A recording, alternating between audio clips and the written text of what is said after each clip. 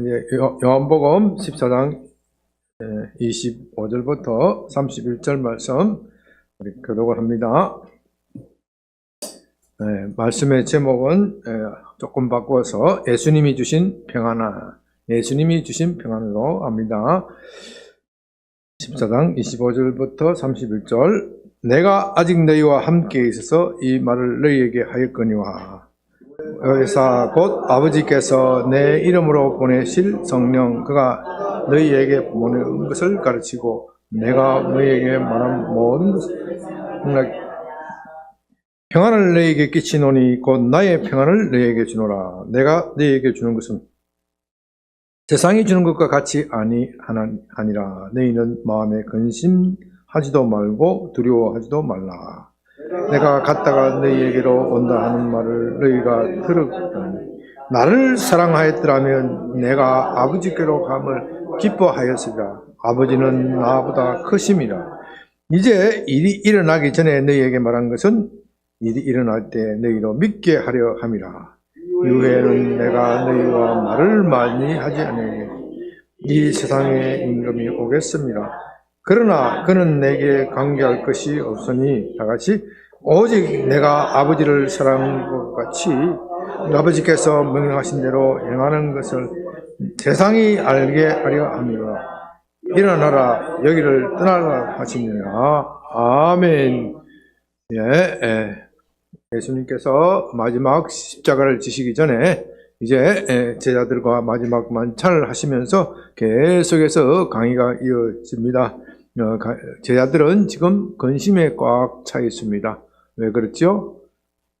예수님께서 고난을 받으신다는 말을 듣고 우리가 그동안 3년 반 동안 모든 것을 버려두고 집을 버려두고 직장을 버려두고 예수님을 따라 다닌 것이 무슨 꼴이냐 무슨 꼴이냐. 그리스도께서 고난을 받으신다. 그리스도께서 영광을 받으셔야지. 그리스도께서 솔로몬과 다윗의 영광, 다윗과 솔로몬의 영광을 회복해 주셔야 되지. 어떻게 그리스도께서 십자가를 지시고 고난을 받으신다는 말인가? 도대체 우리가 그동안 따랐던 이분이 그리스도가 맞는가? 그런 의심과 의혹에 잔뜩 쌓여 있습니다. 그런 그들에게 예수님께서 말씀하십니다. 14장 1절에 보면 너희는 마음에 근심하지 말라. 하나님을 믿으니 또 나를 믿으라. 그렇게 말하였지만 제자들은 여전히 근심에 쌓여 있기 때문에 27절 평안을 너희에게 주노니 곧 나의 평안을 너희에게 주노라. 내가 너희에게 주는 것은 세상이 주는 것과 같이 아니하나니 너희는 마음에 근심하지도 말고 두려워하지도 말라. 여기서 세상이 주는 평안과 예수님이 주는 평안을 대비시켜 놓고 있습니다. 세상이 주는 평안은 어떤 것이 있을까요?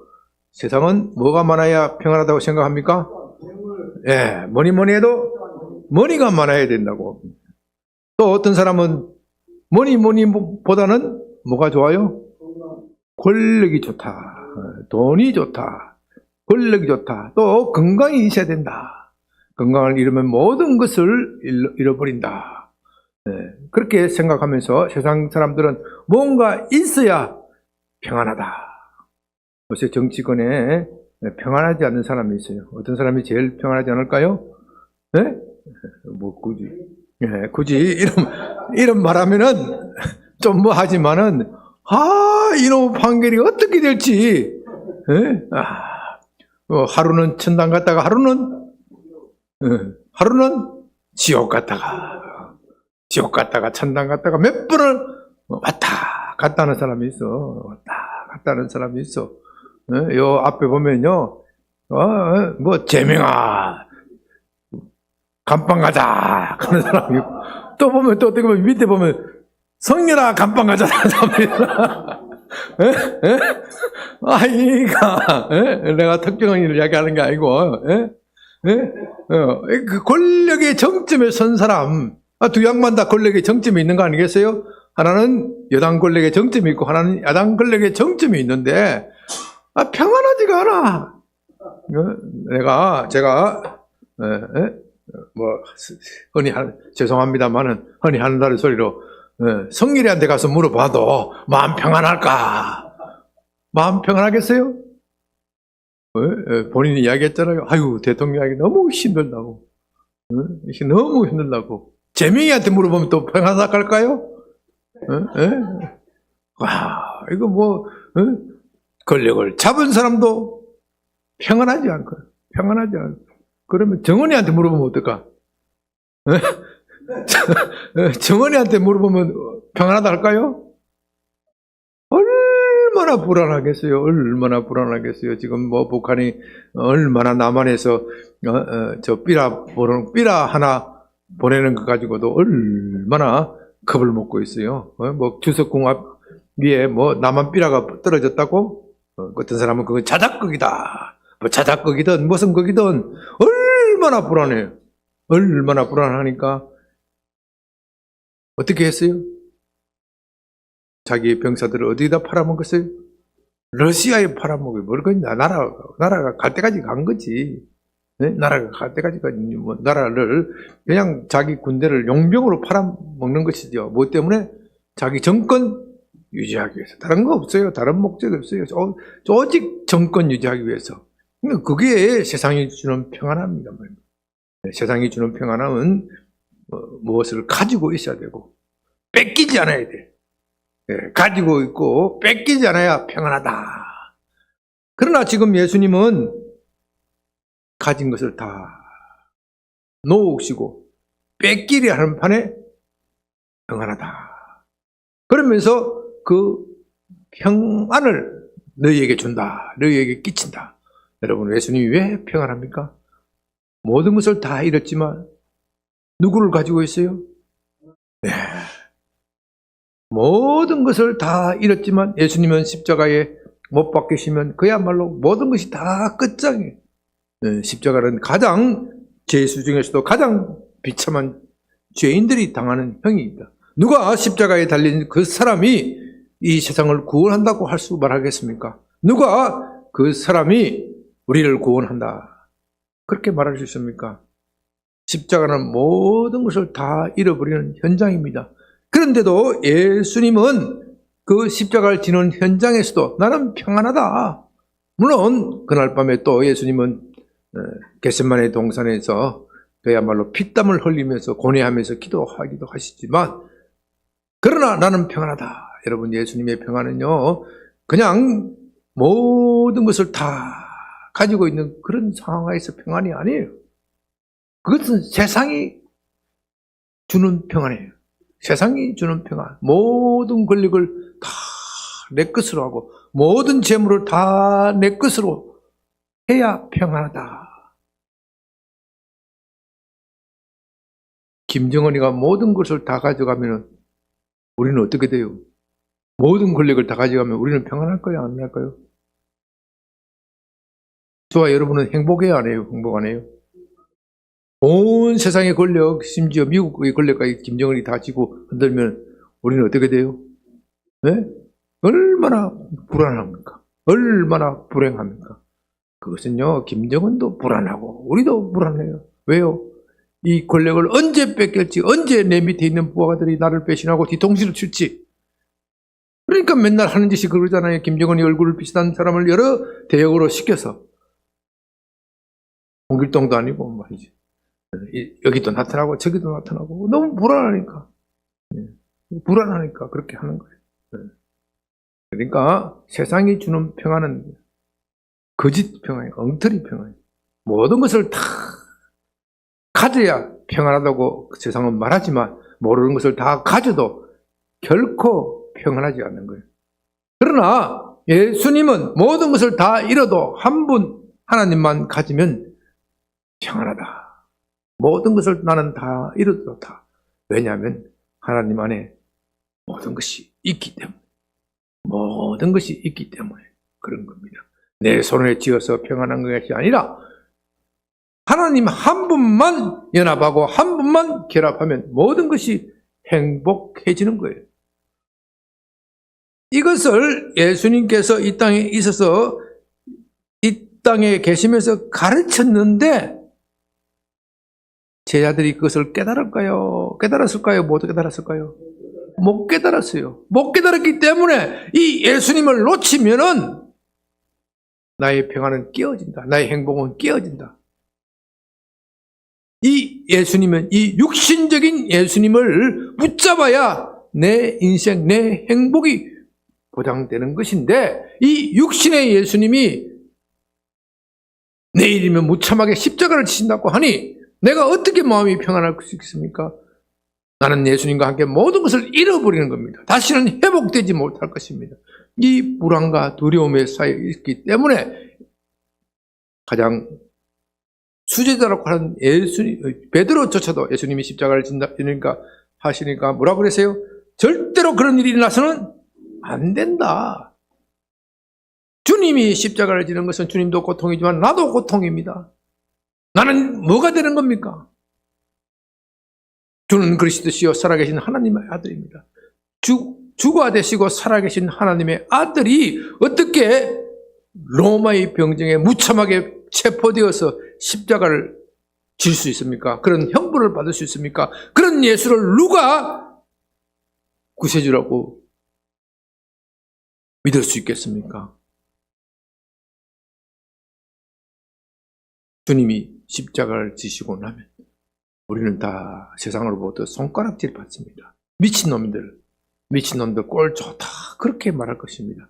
그들이 느끼는 절망감은 얼마나 극심했겠습니까? 그러나 주님께서는 그런 것이 아니다. 내가 아버지께로 가야 너희가 있을 곳을 마련할 것이다. 내가 십자가를 져야 아버지와 너희 사이에 화해가 되고 화목해지고, 그러므로서 내가 십자가를 져야 너희가 내 이름으로 구할 때 아버지께서 다 시행할 것이다. 이것을 위하여 내가 십자가를 지고 가는 것이기 때문에 내가 가는 것이 너희들에게 유익하다. 이것을 깨닫지 못합니다. 깨닫지 못하기 때문에 누구를 보내주신다고요? 성령. 그래서 25절, 26절 보십시오. 내가 아직 너희와 함께 있어서 이 말을 너희에게 하였거니와. 보혜사 곧 아버지께서 내 이름으로 보내실 그가 너희에게 모든 것을 가르치고 내가 너희에게 말한 모든 것을 어떻게 해요? 생각나게 하시리라. 자, 예수님이 옆에 있었지만 지금까지 예수님께 배워온 것을 고난당하니까 생각났어요? 안 났어요? 생각났어요? 안 났어요? 생각이 났더라면 예수님의 말씀이 옳습니다. 나도 주와 함께 고난을 받겠습니다. 이렇게 말해야 되지 않나요? 생각나지 않았기 때문에 절대로 그런 일이 일어나서는 안 됩니다. 그렇게 말하는 거예요.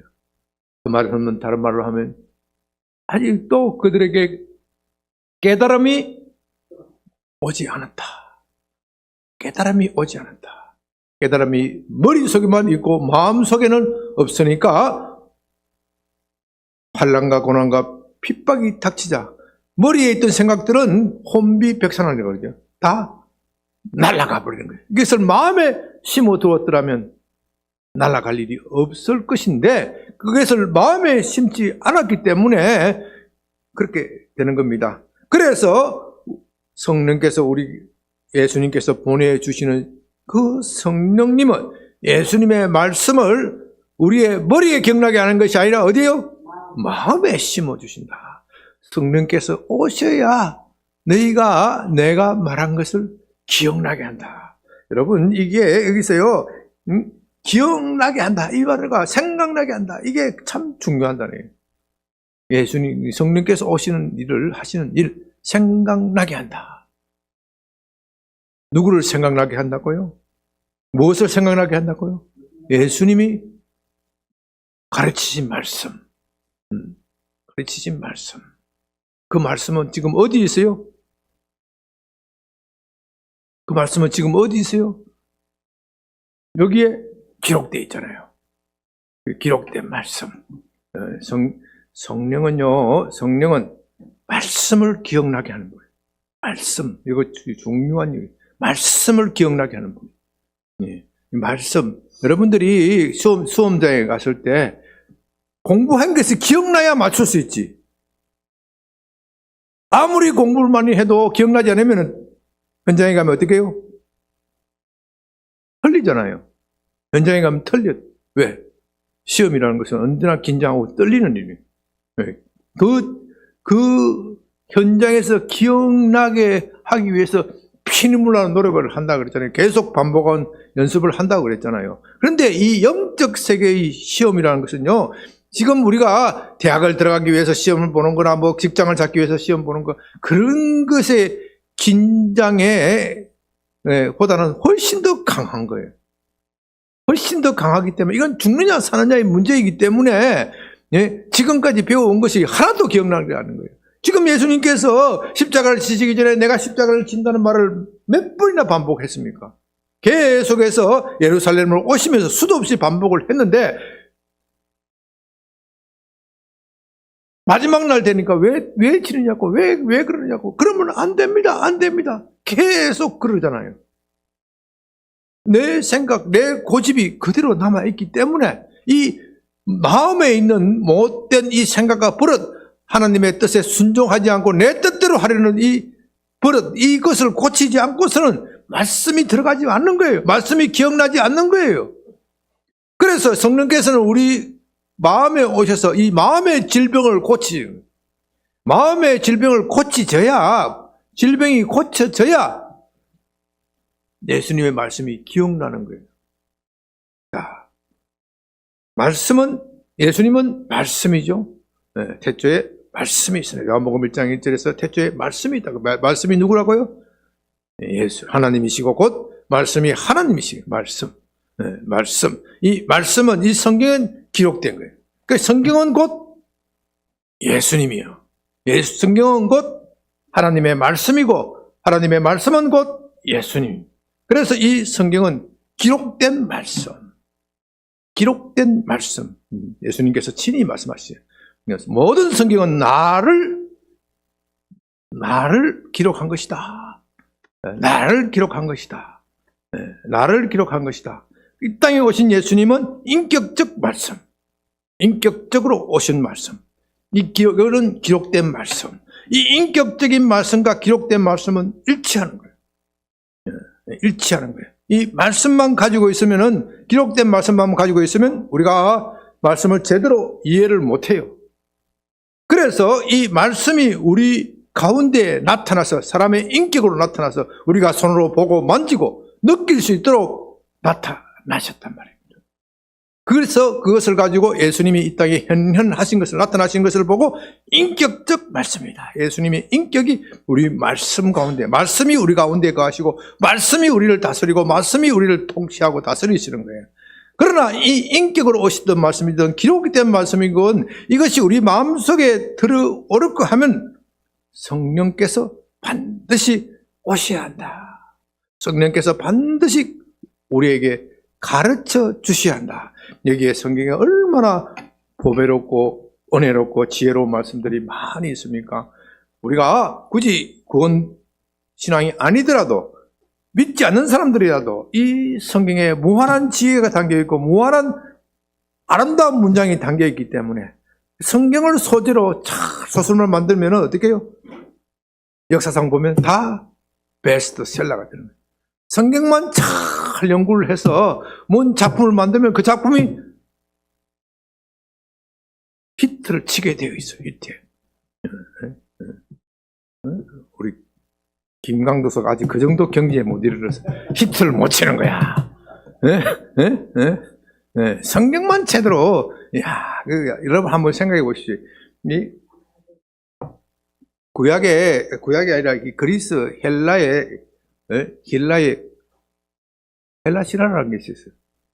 헬라신화, 그리스 신화, 그리스 로마 신화라는 게 있잖아요. 그 그리스 로마 신화, 참 보면 황당무계하고 지저분하고, 무슨 신들이 그렇게 사랑하고 질투하고 미워하고, 이게 신인지 아니 인간보다 더 못한 존재야. 도덕적으로 보면은 그런 걸 어떻게 잘 미화해가지고 작품 만들면 어떻게 돼요?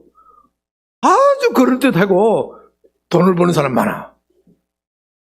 히트치고 돈을 버는 사람 많아. 성경은요, 그런 그리스 신화에 비교할 수 없는 아름다운 이야기가 너무 많아, 이게. 여기에 너무 많기 때문에 우리의 상상력을 자극하고 선한 영향을 끼치는 그런 사건들이 너무 많기 때문에 이것만 잘 만들어서 히트 해도 평생 먹고 사는 거야. 그건 믿는 사람이 안 믿는 사람 관계없어. 성경 안에 보물이 있다고 해서 보물. 그래서 최근에도 나온 영화 뭐가 있어요? 벤허라는 이야기가 성경을 배경으로 다 까니까 처음에는 이게 성경인지 아닌지 잘 모르다가 탁 보면 나중에 예수님이 싹 드러나고 이게 히트를 치는 거야. 이게 그 벤허가 시기와 질투와 분쟁과 그게 사로잡혀 있다가 예수님을 만나고 사람이 용서가 되어지고 십자가를 사건을 체험하고 용서가 되어지고 모든 원수를 다 내려놓잖아요. 그 결말이 너무나도 아름답잖아요. 그래서 사람들이 그것을 보면 어떻게 해요? 카타르시스. 야, 나도 그래야지. 나도 저렇게 용서해야지. 고개를 끄덕끄덕 하면서 히트를 치는 거예요. 히트를 치면 어떻게 돼? 돈을 버는 거예요. 돈과 명예가 오는 거예요. 여러분들은 그러니까 다른 걸 뭘 이렇게 연구하려고 하지 말고 성경을 깊이 연구를 해야 돼요. 성경을 깊이 연구를 해야 돼요. 우리 심지어 전 박사가 경제학에 재정학에 대해서 엄청 공부를 많이 하는데 재정학도 마찬가지야. 또 이 성경을 깊이 연구를 하면 인사이트가 있어. 근데 재정학에 나는 모르기 때문에 잘 이 법학도 마찬가지야. 이 법학도 성경을 깊이 연구를 하면 세상을 다스리는 이 법치 원리가 다 여기에 담겨 있어. 여기에 다 담겨 이걸 잘 하면은 정말 나라의 법을 바로 세우고 정의를 바로 세우고 부강하게 하는 법이 있어요. 그것이 왜 그러냐? 성경이 곧 예수님이기 때문에 그렇습니다. 그러나 이 예수님인 성경을 우리의 지혜로서는 그 깊이를 다 깨달을 수 없는 거예요. 깨달을 수 없기 때문에 성령께서 오셔야 됩니다. 성령께서 오셔야 됩니다. 성령께서 오시면은 예수님의 평안을 우리가 누릴 수 있는 겁니다. 예수님은 어떤 평안을 누리고 계셨습니까? 십자가를 지시고도, 십자가를 앞에 두시고도 두려워하지 않고 담대한 신앙, 하나님에 대한 담대한 믿음, 이것을 우리가 가지게 되는 겁니다. 예수님이 주시는 평안은 세상이 주는 평안과 다릅니다. 세상이 주는 평안은 전쟁이 없어야 평안하다. 내가 많이 가져야 평안하다. 건강해야 평안하다. 그러나 예수님이 주시는 평안은 그런 것이 다 없어도, 아니 세상의 분쟁과 소란 속에서도 하늘 평강을 누린다. 왜냐하면 하나님께서 반드시 나와 함께 하시고 나를 보호하시고 지켜주신다. 이런 평안은요, 세상에 염려, 근심, 걱정이 없는 평안이 아닙니다. 그런 것이 있음에도 불구하고 그것을 이기는 평안. 이기는 평안. 여러분들이 이기는 평안을 누려야 돼요. 우리가 세상 살 동안에 이 세상 염려, 근심, 걱정으로부터 해방될 날이 없어요. 그것이 하나도 없는 사람 어디 있어요? 그런 것들이 하나도 없는 사람 어디 있어요? 공동묘지에 있지, 어디 있어? 예? 예? 그런 것을 없는 사람들은 공동묘지에 있어. 화장터에 있어. 우리는 이 세상에 육신을 입고 사는 동안에는 그런 것으로부터 결코 해방되지 못합니다. 그러나 그런 것에 눌리지 않는 것, 그런 것을 극복하는 것, 나의 건강에 연약하지만 이 연약한 건강을 통하여 더욱더 강함을 누리는 것, 이걸 누려야 된단 말입니다. 이걸 누려야 진짜 평안이란 말입니다. 내가 가난하지만 이 가난을 통해서 하나님의 영광이 드러나고 이 가난을 통해서 하나님의 능력이 나타나는 거예요. 내가 육신이 연약하지 않는다면 어떻게 하나님의 치유하심을 경험할 수 있습니까? 우리 양경하자매, 내가 허리가 아프지 않는다면 어떻게 하나님이 치유하는 손길을 만질 수 있고 느낄 수 있겠어요? 하나님을 믿지 않는다면 허리 아프면 어디 가야 돼? 병원에 가야 돼. 병원 가서 고칠 수도 있고 안 고칠 수도 있어. 그죠? 누워 있어야 돼. 오늘 잘 믿잖아. 아까 기도할 때 뜨끔만 하던가요?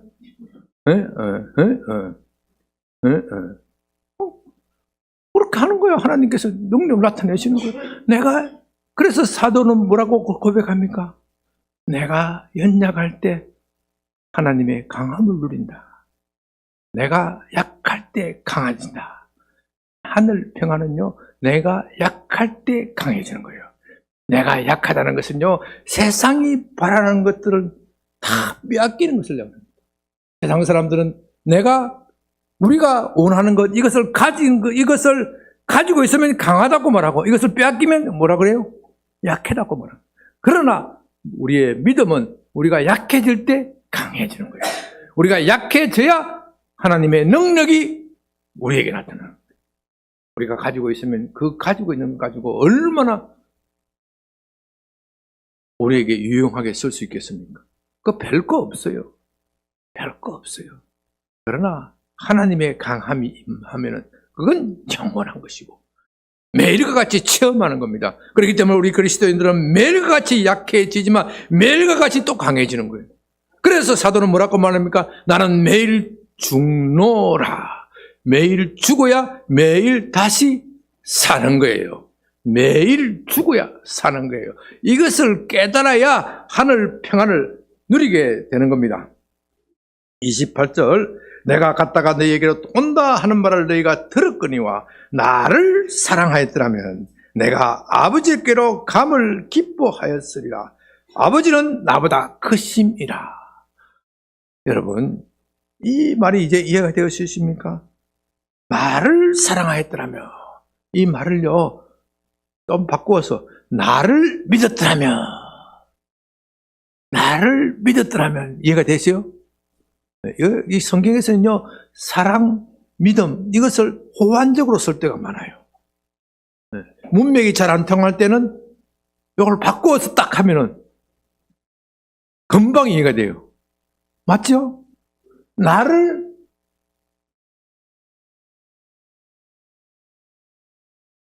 어디가 28절? 나를 사랑하였더라면 어떻게 해요? 나를 믿었더라면 이해가 팍 되죠?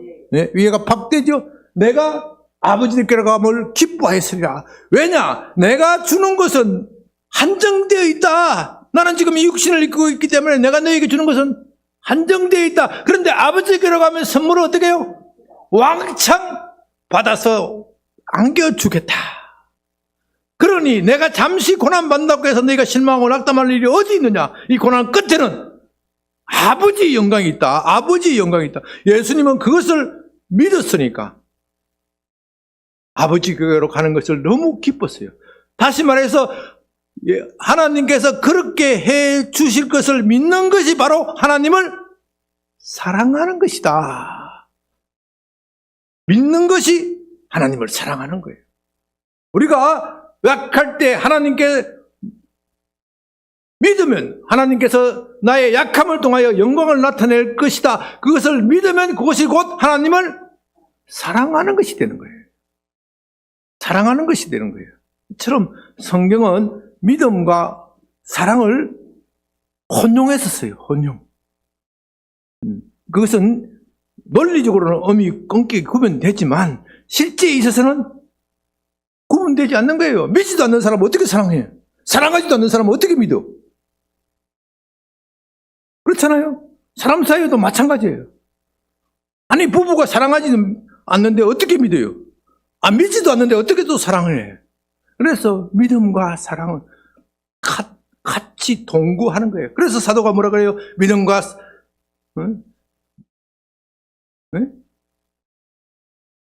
갑자기 생각나. 믿음과 사랑과 소망, 이 세 가지는 영원할진데 그 중에서 제일은 사랑이다. 영원하게. 이 믿음과 소망과 사랑은 한 집에 살아. 이게 정말 믿음인지 소망인지 사랑인지 헷갈려. 혼용해서 써도 무방하다. 이게 문맥이 잘 안 통할 때는 바꾸어 써도 탁 이해된다. 그런 뜻이에요. 29절, 이제 일이 일어나기 전에 너희에게 말한 것은 일이 일어날 때 너희로 믿게 하려 함이라. 여기서 앞에서는 사랑이라고 했고 여기는 어떻게 해요?